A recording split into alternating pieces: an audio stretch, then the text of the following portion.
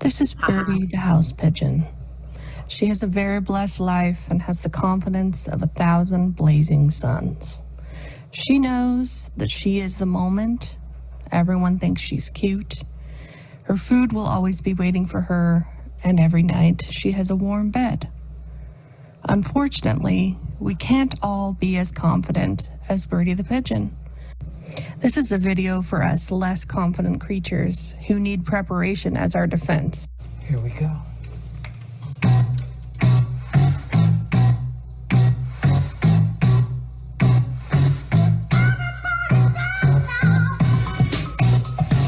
I know what you're thinking. We've seen Birdie the pigeon, we've seen Michael Scott. They all seem so happy and confident. How can I be prepared as a person with a disability for disaster preparedness? Now, anyone who has a disability already knows that planning ahead is super important for almost everything we do. It can be kind of inconvenient sometimes, but it's very important that we have a plan in place. If anything were to happen, as big as a natural disaster, as small as losing power for a short amount of time. Here's a list of criteria of things that you need to have in your pantry and at your home in order to be properly prepared for a disaster. One is a food and water source. This is something that you'll need to have in your pantry that you can have in case something happens and keep there for a long amount of time. For example, bottled water has a shelf life that is unlimited according to the FDA, whereas dehydrated fruits and vegetables can last about a year, and freeze-dried food can last about 25 years. So when you're thinking of making a food kit for an emergency, think of what can last the longest and what's going to sustain you and have the most nutrition. For example, freeze-dried chickpeas, freeze-dried peas.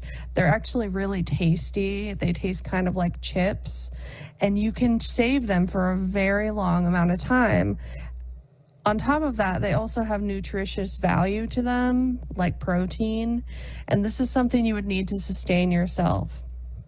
You can also think about things that don't need to be refrigerated. This is very important because if you don't have power, you will not have access to a refrigerator, and ice will melt pretty quickly. So having food that does not need to be refrigerated and you can eat in a single pack, for example, bagged chicken, tuna in a bag, they come in little salad kits. Those are nice ways of getting protein into your diet and not having to worry about the serving going bad because it's a single serving. Also, I will mention later some tools to help you open bottled water. Not all of us have a lot of strength in our arms, so it's hard to lift up a large gallon of water. There's a couple tools market for a decent price. Most of them can be found on Amazon, but if they are found somewhere else, I will include the creator.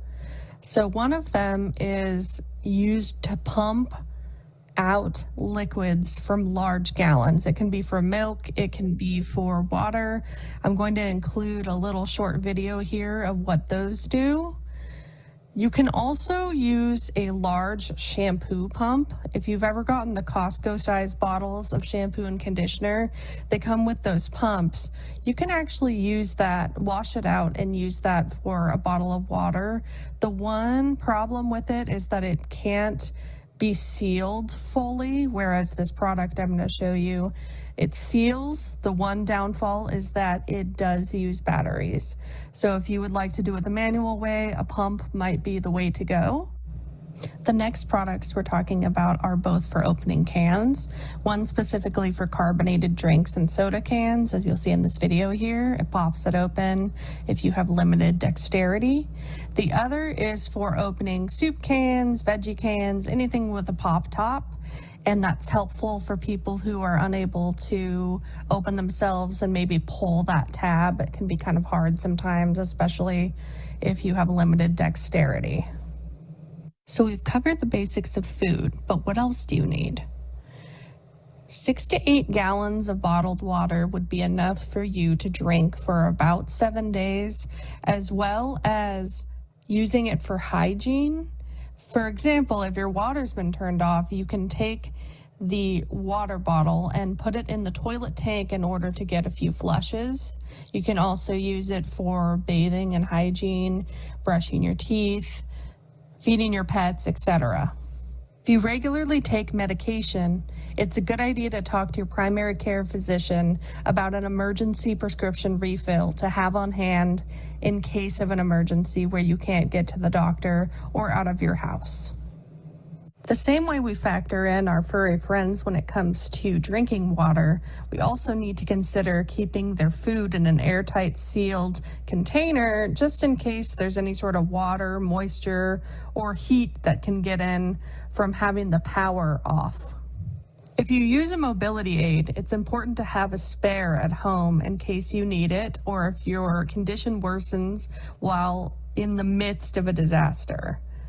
It's important to have an extra spare crutch or walker or something that you can use in case of emergency around the house.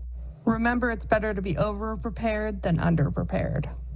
If you use a mobility scooter or wheelchair, make sure to have it regularly maintained and have any sort of battery pack or extra tools you need to repair it in case of emergency. Last but definitely not least are health, hygiene, and safety products that you may need. First of all, first aid kits are very important to have in your home in general, but especially needed if you're in a situation without water or power. It's important to be able to fight infections and cover any cuts you may have during this time. People are more likely to be using tools such as candles and lighters during a power outage, so this can also help if you are to sustain a burn. Another product that is very useful, not only in an emergency, but after a surgical procedure, or if you are a person who is bedbound due to a disability, these shampoo caps, you simply put them on your dry hair, let them saturate, and rub them in a bit, and it feels like you have just taken a shower. It cleans your scalp, it cleans your hair, it conditions your hair. They smell good.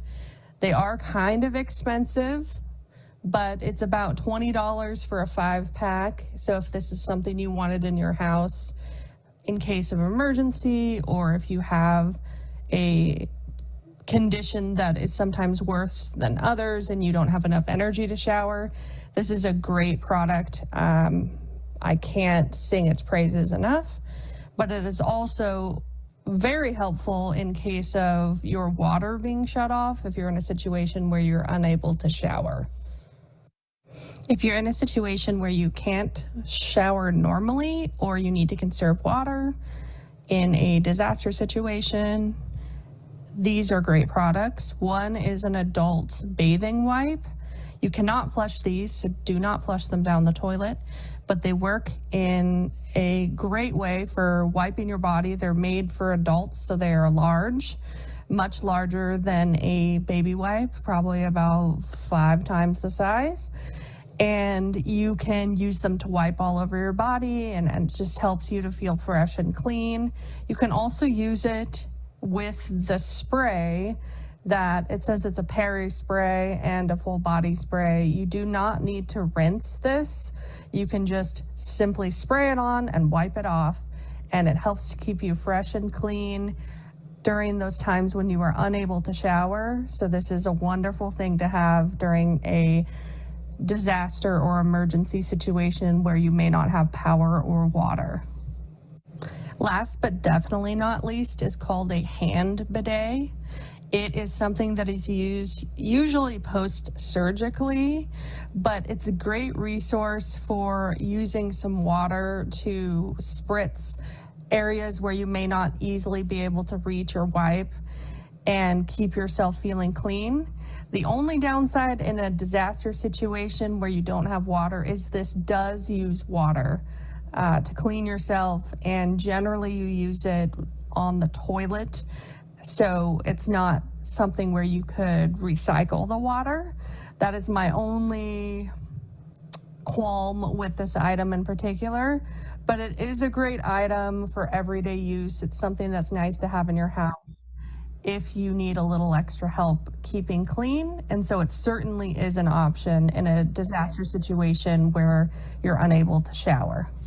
It is also one of the more cost-effective items because water is generally less expensive, assuming that your plumbing and sewer is working.